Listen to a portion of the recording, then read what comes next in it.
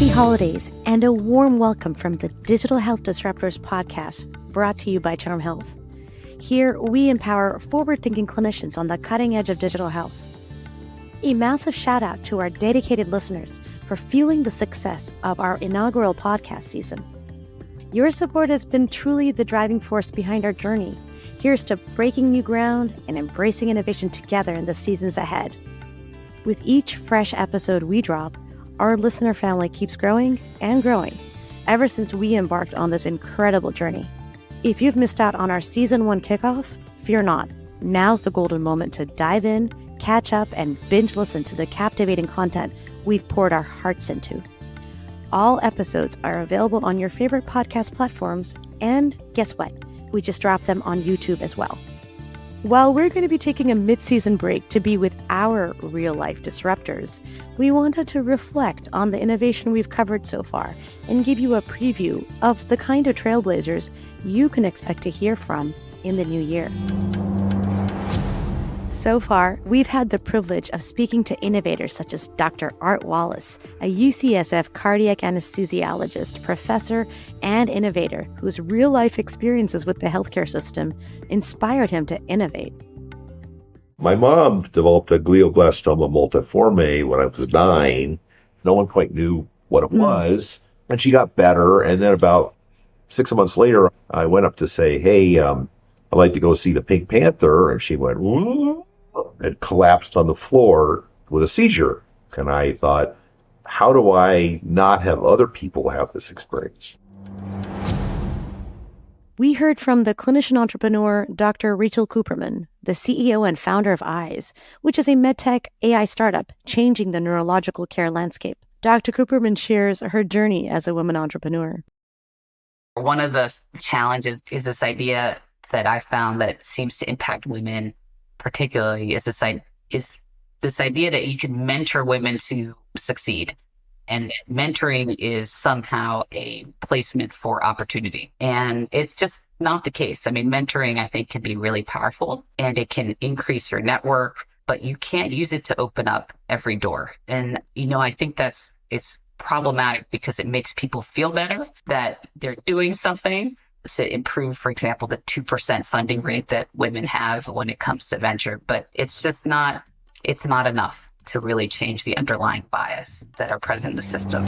And most recently, Dr. Joshua Tomayo Sarver. He talks about the true meaning of innovating at the point of care, using the art of listening.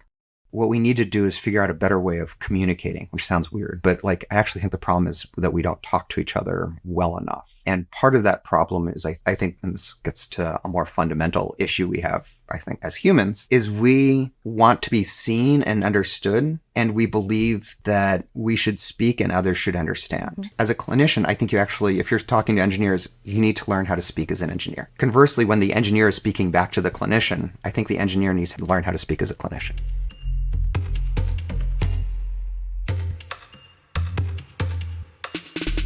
"2024 will prove to be even more disruptive with guests like Dr. Kyra Bobinet, the CEO of FreshTry, a cutting-edge neuroscience-based health behavior change platform developed with and for Walmart associates. She'll share her journey from medical doctor to successful female entrepreneur and best-selling author, as well as her advocacy for the Iterative mindset method. We will explore learned helplessness and how letting go of failure can help disruptors craft digital tools that contribute to enhanced patient outcomes and ultimately happier lives.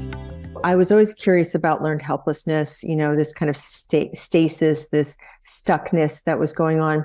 And for me, the big aha was in my first book, I was just doing research on motivation.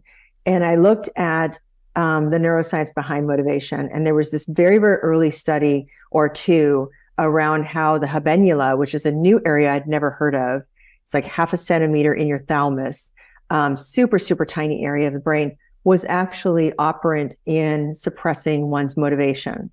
So that was clue number one. Clue number two is that there was a separate study that showed on fMRI that when somebody thinks they failed at something or they become risk averse, the habenula lights up. And so I kind of put, the chocolate and peanut butter together in that moment. And I was like, wow, this is significant.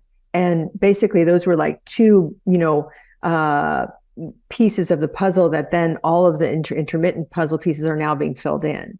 So now the picture is much more fulsome. It's much more developed in terms of the habenula basically being the most powerful behavioral controller that has ever been found. Next up, we have technologist Professor Shahram Yousefi, the brain behind Mesh AI, a scheduling app transforming healthcare for clinics and hospitals. As the co-founder and CEO, he delves into the intersection of his values and background, shaping the vision and mission of his startup. Listen in as he highlights the entrepreneurial spirit within academia and how it can be a superpower when tackling healthcare challenges. As academics, we're taught to be perfectionists, at least my era for the past 20 years. And that is the biggest killer of entrepreneurship. You just cannot be perfect. So you have to understand design imperfection, controlled imperfection, and then work through a series of iterations to get a product out, get feedback on it. And this is not only the product development aspect of it, but also the business development aspects, that they cannot be perfect.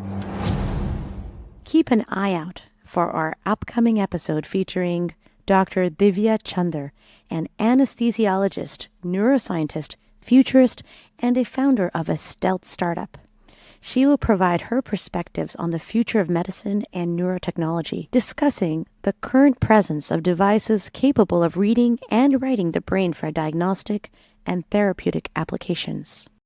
This idea that mind reading might take off is actually a very real thing. The Japanese actually tried to reconstruct what people were seeing in their dreams by putting them into fMRI machines, having them fall asleep, dream.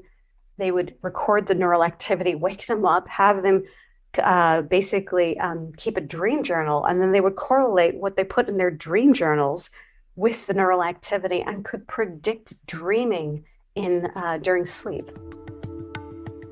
We can't wait to share all this and more with you in the second half of our first season. Thanks again for your support, and don't forget to check us out on Twitter, LinkedIn, YouTube, and Facebook. And if you're a clinician entrepreneur and want to find out more about the CharmHealth ecosystem, where technologists and clinician entrepreneurs connect, ideate, and thrive, go to charmhealth.com/charmalot. Subscribe to our podcast so you never miss an episode. See you in a few weeks.